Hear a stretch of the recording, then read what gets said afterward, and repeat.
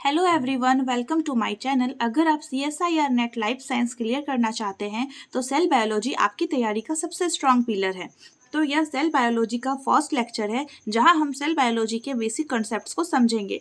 तो वीडियो को लास्ट तक जरूर देखिएगा ताकि आपका कोई इंपॉर्टेंट पॉइंट मिस ना हो जाए। तो चलिए स्टार्ट करते हैं। सेल बायोलॉजी क्या है? Study of cell cell biology है।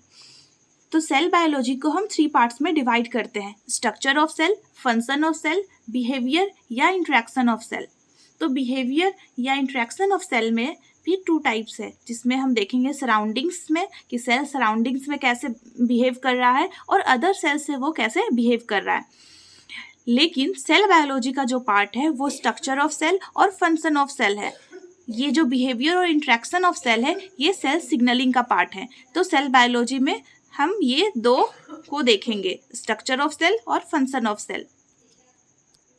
तो चलिए सेल का डेफिनेशन देखते हैं। तो सेल क्या है? तो cell is the structural, functional and biological unit of all living organism. जैसे मकान को बनने के लिए ईंट की ज़रूरत होती है, वैसे ही ऑर्गेनिज्म को बनने के लिए सेल की ज़रूरत होती है। सेल सिंपल हो या कॉम्प्लेक्स, यूनिसेल्युलर हो या मल्टीसेल्युलर, वो सेल से ही बनी होती है। तो चलिए अब हम नेक्स्ट टॉपिक देखते हैं, इवोल्यूशन ऑफ सेल। तो जो इवोल्यूशन ऑफ सेल का जो थ्योरी है वो स्टैनली मिलर ने दिया था। तो सेल कैसे बना, चलिए इस पे बात करते हैं। सेल का इवोल्यूशन कैसे हुआ? तो सबसे पहले ऑर्गेनिक मॉलिक्यूल्स आए। ऑर्गेनिक मॉलिक्यूल्स आपस में मिलकर कंबाइन होकर मैक्रोमॉलिक्यूल्स बने। फिर मैक्रोमॉलिक्यूल्स के सराउंडिंग एक मेम्ब्रेन आ गया जो कि प्लाज्मा मेम्ब्रेन था, और फिर उससे क्या बना? प्रिमेटिव सेल बना। तो सबसे पहले प्रिमेटिव सेल ही बना। तो पहले क्या हुआ? ऑर्गेनिक मॉलिक्यूल्स कंबाइन होकर के मैक्रो मॉलिक्यूल्स बनाए, उसके सराउंडिंग एक मेम्ब्रेन आ गया जिससे प्रिमेटिव सेल का फॉर्मेशन हुआ। तो ये जो ऑर्गेनिक मॉलिक्यूल्स है जो कि कार्बन, हाइड्रोजन, ऑक्सीजन, तो ये ऑर्गेनिक मॉलिक्यूल्स ही कंबाइन होकर के मैक्रो मॉलिक्यूल्स बने और इसके सराउंडिंग मेम्ब्रेन आ गया और जिससे प्रिमेटिव सेल का फॉर्मेशन हुआ। फर्स्ट मैक्रोमॉलिक्यूल कौन सा है? फर्स्ट मैक्रोमॉलिक्यूल क्या था? तो आरएनए था। और फर्स्ट ऑर्गेनिक मॉलिक्यूल तो amino acid. First macromolecule RNA ही क्यों था? अगर ये क्वेश्चन आए, अगर या कोई पूछ दे तो आप क्या बताएंगे? आरएनए ही क्यों? तो क्योंकि आरएनए जो है वो सेल्फ कैटालाइसिस और सेल्फ रिप्लिकेट है, इसलिए फर्स्ट मैक्रो मॉलिक्यूल आरएनए है और first organic molecule amino acid. तो मैं यहाँ पे लिख दी हूँ। तो चलिए अब सेल का टाइप्स देखते हैं। तो सेल 2 टाइप्स है, प्रोकैरियोटिक सेल और यूकैरियोटिक सेल। तो सेल 2 टाइप्स है, प्रोकैरियोटिक सेल और दूसरा यूकैरियोटिक सेल। तो प्रो मीन्स होता है प्रिमेटिव और कैरियोन मीन्स होता है न्यूक्लियस, और यू मतलब होता है ट्रू और कैरियोन मीन्स न्यूक्लियस। मतलब प्रो मतलब प्रिमेटिव न्यूक्लियस है जिसके पास, और यू मतलब ट्रू न्यूक्लियस जिसके पास ट्रू न्यूक्लियस है। तो प्रोकैरियोटिक में प्रिमेटिव न्यूक्लियस होते हैं, मीन्स इसमें वेल डिफाइंड न्यूक्लियस नहीं होता है। न्यूक्लियस जो है वो डबल मेम्ब्रेन ऑर्गेनेल है जो कि इसका वेल डिफाइंड मेम्ब्रेन नहीं होता है, इसलिए तो बोलते हैं कि प्रोकैरियोटिक में वेल डिफाइंड न्यूक्लियस नहीं होता है। और वहीं यूकैरियोटिक में वेल डिफाइंड न्यूक्लियस होता है। और जो यूकैरियोटिक है उसमें सेल ऑर्गेनेल्स होते हैं और प्रोकैरियोटिक में सेल ऑर्गेनेल नहीं होते हैं, यानी एब्सेंट होते हैं। तो मैं आपको जो भी बताई मैं यहाँ पे लिख दी हूँ। तो हमारा नेक्स्ट टॉपिक है स्ट्रक्चर ऑफ प्रोकैरियोटिक सेल। तो ये जो फर्स्ट आउटर लेयर है ये है ग्लाइकोकैलिक्स, और ये जो सेकेंड लेयर है ये है सेल वॉल, और ये जो इनर मेम्ब्रेन, जो थर्ड इनर मेम्ब्रेन जो है ये क्या है? Plasma membrane. तो पहला है ग्लाइकोकैलिक्स, सेकेंड है सेल वॉल और थर्ड जो है प्लाज्मा मेम्ब्रेन। और ये इस तीनों लेयर को मिला के क्या कहते हैं? सेल इन्वेलोप। तीनों लेयर को मिला के क्या कहते हैं? सेल इन्वेलोप। तो इसमें प्लाज्मा मेम्ब्रेन की एक फोल्डिंग्स होती है, इसे कहते हैं मेसोजोम।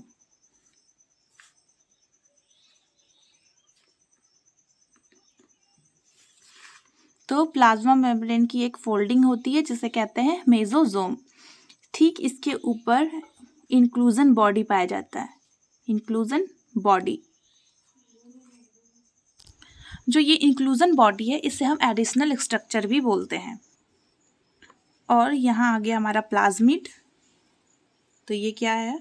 प्लाज्मिड।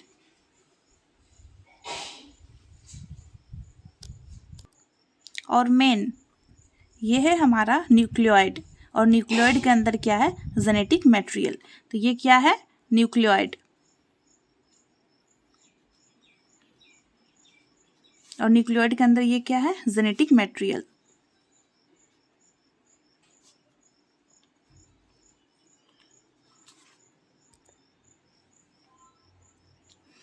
तो ये हो गया आउटर लेयर ग्लाइकोकैलिक्स, उसके अंदर का हो गया सेल वॉल, उसके बाद हो गया प्लाज्मा मेम्ब्रेन। और ये यहाँ पे कुछ फोल्डिंग्स होती है, प्लाज्मा मेम्ब्रेन की फोल्डिंग्स होती है जो कि है मेसोजोम। और ये है न्यूक्लियोइड। ये क्या है? सेंटर में क्या है? प्रोकैरियोटिक सेल के सेंटर में क्या है? न्यूक्लियोइड। और ये न्यूक्लियोइड के अंदर ये क्या है? Genetic material. और ये है प्लाज्मिड। और फिर यहाँ पर होते हैं राइबोसोम। ये क्या है? राइबोसोम। राइबोसोम जो कि 70S का होता है। राइबोसोम कितने का होता है यहाँ? 70S का। प्रोकैरियोटिक में जो राइबोसोम है वो 70S होते हैं। और मेन चीज, सेल में ये क्या भरा रहता है? जो ये रेड डॉट्स है ये साइटोप्लाज्म है। ये सेल के अंदर क्या भरा होता है? साइटोप्लाज्म। तो ये रेड डॉट्स क्या है? साइटोप्लाज्म।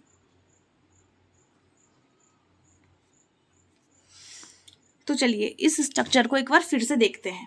तो ये जो आउटर लेयर है वो है ग्लाइकोकैलिक्स, सेकेंड लेयर है सेल वॉल, और ये जो थर्ड लेयर है वो प्लाज्मा मेम्ब्रेन। और ये क्या है? प्लाज्मा मेम्ब्रेन की फोल्डिंग्स जो कि मेसोजोम है। और ये जो सेंटर में है ये क्या है? न्यूक्लियोइड। इसे क्या कहते हैं? न्यूक्लियोइड। और ये इसके अंदर क्या है? Genetic material. न्यूक्लियोइड के अंदर क्या है? Genetic material.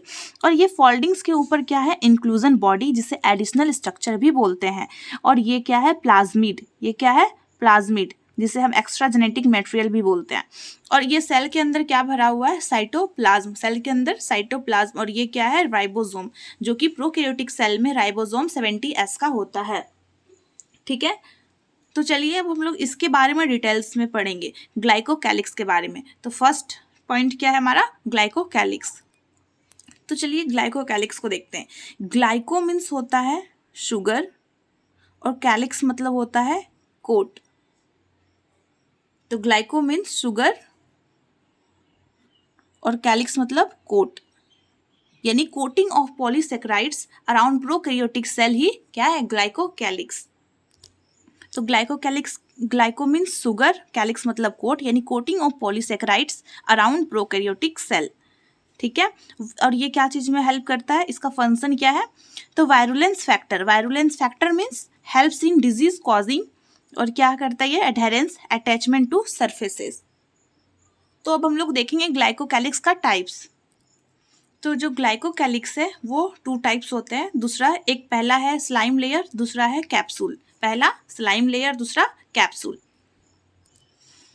तो ग्लाइकोकैलिक्स में जो ये स्लाइम लेयर है, स्लाइम लेयर में क्या होता है? ग्लाइकोकैलिक्स जो है वो लूज कवरिंग में होता है। कैसा प्रेजेंट होता है? लूजली। स्लाइम लेयर में ग्लाइकोकैलिक्स लूजली प्रेजेंट होता है। और कैप्सूल में हार्ड रिजिड ग्लाइकोकैलिक्स होते हैं। और ये जो स्लाइम लेयर है वो क्या करता है? वो प्रिवेंट करता है desiccation. Desiccation means extreme drawing. Extreme drawing और एक्सट्रीम वाटर लॉस से बचाता है। तो स्लाइम लेयर क्या करता है? एक्सट्रीम ड्राइंग और एक्सट्रीम वाटर लॉस से बचाता है, यानी स्लाइम लेयर वाटर लॉस से बचाता है, सूखने से। और कैप्सूल क्या है? प्रिवेंट फैगोसाइटोसिस, और ये फैगोसाइटोसिस को रोकता है। और ये क्या करता है? एक्सट्रीम ड्राइंग से बचाता है और एक्सट्रीम वाटर लॉस से बचाता है। और स्लाइम लेयर लूज कवरिंग होता है और कैप्सूल जो है वो हार्ड कवरिंग होता है ग्लाइकोकैलिक्स का। ठीक है, तो अब चलते हैं हम लोग नेक्स्ट टॉपिक पे। तो हमारा जो नेक्स्ट पॉइंट है वो है सेल वॉल। तो हमारा जो नेक्स्ट पॉइंट है वो है सेल वॉल। सेल वॉल क्या करता है? तो प्रिवेंट ऑस्मोटिक लाइसिस। लाइसिस मतलब होता है ब्रेक डाउन। ठीक है, तो आपको कहीं कहीं क्या देखने को मिलेगा, साइटोलाइसिस भी देखने को मिलेगा। क्या मिलेगा, साइटोलाइसिस। तो उस टाइम आप कंफ्यूज नहीं हो जाइएगा, क्योंकि ऐसे भी क्वेश्चंस आते हैं ना, क्वेश्चंस तो ऐसे भी आते हैं कि आपको फंक्शन दे दिया है और वहाँ पे आपको सेल वॉल दे देंगे या फिर ग्लाइकोकैलिक्स दे देंगे और आपको बोल देंगे कि कौन सा करेक्टली मैच है या फिर करेक्टली मैच करिए। तो वहाँ पे अगर आपको ऑस्मोटिक प्रेशर, ऑस्मोटिक के जगह आपको साइटोलाइसिस दिखे तो आप कंफ्यूज नहीं होना। यानी सेल वॉल क्या करता है, प्रिवेंट ऑस्मोटिक लाइसिस या साइटोलाइसिस, यानी ये सेल को फटने से बचाता है। तो अब हम पढ़ेंगे सेल मेम्ब्रेन या प्लाज्मा मेम्ब्रेन। सेल मेम्ब्रेन को ही प्लाज्मा मेम्ब्रेन कहते हैं। तो सेल मेम्ब्रेन क्या करता है, तो ये सिलेक्टिविटी बैरियर की तरह काम करता है। सिलेक्टिविटी बैरियर बोले तो ये कंट्रोल करता है मॉलिक्यूल्स का इंटर और एग्जिट, यानी ये एंट्री और एग्जिट पे ये कंट्रोल करता है कि कौन सी मॉलिक्यूल अंदर जाएगा और कौन सा मॉलिक्यूल बाहर आएगा। तो ये जो सेल मेम्ब्रेन है यानी जो प्लाज्मा मेम्ब्रेन है वो सिलेक्टिविटी बैरियर का काम करता है। तो cell membrane it controls entry and exit of molecules from cell. तो हमारा नेक्स्ट टॉपिक है अब साइटोप्लाज्म। तो साइटोप्लाज्म क्या है, तो gel like fluid structure present in cell. तो हमारा नेक्स्ट टॉपिक है न्यूक्लियोइड। तो न्यूक्लियोइड क्या है, ये पार्ट ऑफ साइटोप्लाज्म है जहां जेनेटिक मटेरियल प्रेजेंट होती है। न्यूक्लियोइड में ही तो जेनेटिक मटेरियल प्रेजेंट होती है और न्यूक्लियोइड साइटोप्लाज्म में है। और प्रोकैरियोटिक में जो जेनेटिक मटेरियल है वो कैसा होता है, सिंगल सर्कुलर होता है। कैसा डीएनए होता है, और क्रोमोसोम, डीएनए ही तो क्रोमोसोम के फॉर्म में होते हैं। कैसे होते हैं, सिंगल सर्कुलर। तो genetic material is present single circular DNA in the form of chromosome. तो न्यूक्लियोइड जो है प्रोकैरियोटिक सेल के सेंटर में है। न्यूक्लियोइड जिसके अंदर जेनेटिक मटेरियल है और वो जेनेटिक मटेरियल कैसा होगा, सिंगल सर्कुलर क्रोमोसोम के फॉर्म में होगा। ठीक है। तो नेक्स्ट नेक्स्ट पॉइंट जो है वो है प्लाज्मिड। तो प्लाज्मिड जो है एक्स्ट्रा क्रोमोसोमल डीएनए या एक्स्ट्रा जेनेटिक मटेरियल भी बोलते हैं। प्लाज्मिड को क्या बोलते हैं, एक्स्ट्रा क्रोमोसोमल डीएनए या एक्स्ट्रा जेनेटिक मटेरियल। अगर आपको कहीं एक्स्ट्रा जेनेटिक मटेरियल दिख रहा है मतलब प्लाज्मिड, या एक्स्ट्रा क्रोमोसोमल डीएनए यानी प्लाज्मिड। तो दोनों ही प्लाज्मिड है, एक्स्ट्रा क्रोमोसोमल डीएनए या एक्स्ट्रा जेनेटिक मटेरियल। तो अब हम लोग बात करते हैं राइबोसोम का। तो राइबोसोम जो है वो प्रोकैरियोटिक में 70S होता है। मैं तो पहले ही आपको बताई थी। राइबोसोम क्या होता है, प्रोकैरियोटिक्स में राइबोसोम 70S का होता है। और राइबोसोम का क्या काम है, तो प्रोटीन का सिंथेसिस करना। राइबोसोम को ही प्रोटीन फैक्ट्री कहते हैं, जो कि प्रोटीन सिंथेसिस करता है। यानी प्रोटीन कहाँ पे बनता है, राइबोसोम में। और प्रोकैरियोटिक्स में राइबोसोम 70S का होता है। ठीक है। तो हमारा नेक्स्ट पॉइंट है इंक्लूजन बॉडीज, जिसे हम एडिशनल स्ट्रक्चर या ग्रैन्यूल्स कहते हैं। तो ग्रैन्यूल्स वर्ड आते ही ये स्टोरेज का काम करता है। ठीक है, storage of molecules. Inclusion body क्या है, स्टोरेज ऑफ मॉलिक्यूल्स। तो इंक्लूजन बॉडी को हम लोग एडिशनल स्ट्रक्चर बोलते हैं या फिर ग्रैन्यूल्स। अगर आपको ग्रैन्यूल्स दिख गया मतलब वो स्टोरेज का बात कर रहा है, यानी स्टोरेज ऑफ मॉलिक्यूल्स, और वो क्या है, इंक्लूजन बॉडी या एडिशनल स्ट्रक्चर। तो CSIR नेट में के एग्ज़ाम में आपको ग्रैन्यूल्स या एडिशनल स्ट्रक्चर या इंक्लूजन बॉडी आपको दिखे तो आप कंफ्यूज मत होइएगा।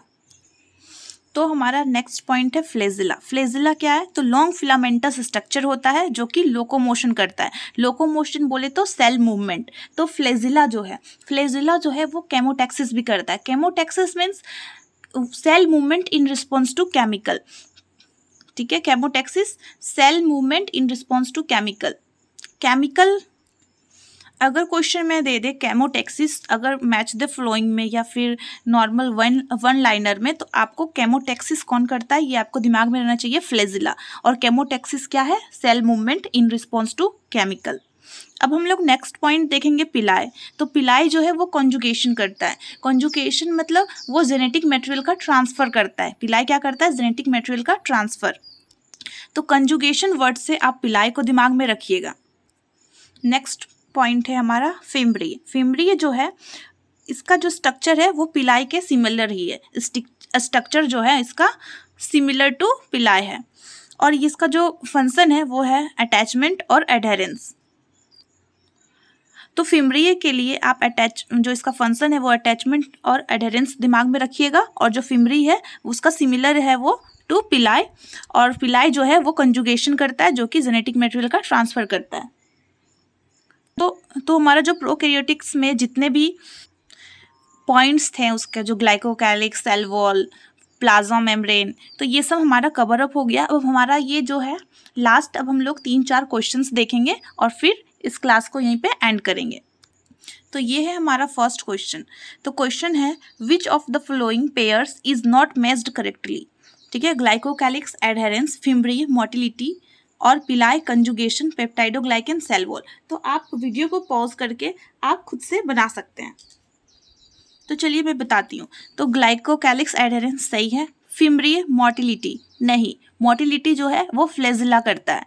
तो फिम्ब्री क्या करता है, वो कैमोटैक्सिस, और जो मोटिलिटी है ये फ्लेजिला करता है। लेकिन जो फिम्ब्री है वो एडहेरेंस और अटैचमेंट का काम करता है। पिलाई, कंजुगेशन ये भी सही है। पेप्टाइडोग्लाइकन, सेल वॉल, तो जो बैक्टीरिया का सेल वॉल है वो पेप्टाइडोग्लाइकन का बना होता है। कंजुगेशन जो है वो पिलाई करता है। ग्लाइकोकैलिक्स भी एडहेरेंस और अटैचमेंट का काम करता है, और जो फिम्ब्री है वो भी एडहेरेंस और अटैचमेंट का ही काम करता है। मोटिलिटी कौन करता है, फ्लेजिला।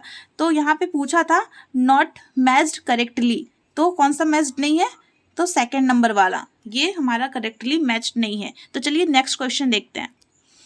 तो हमारा ये नेक्स्ट क्वेश्चन है choose the correct match for structural component of bacteria to their function. तो करेक्ट मैच कौन सा है, तो देखते हैं।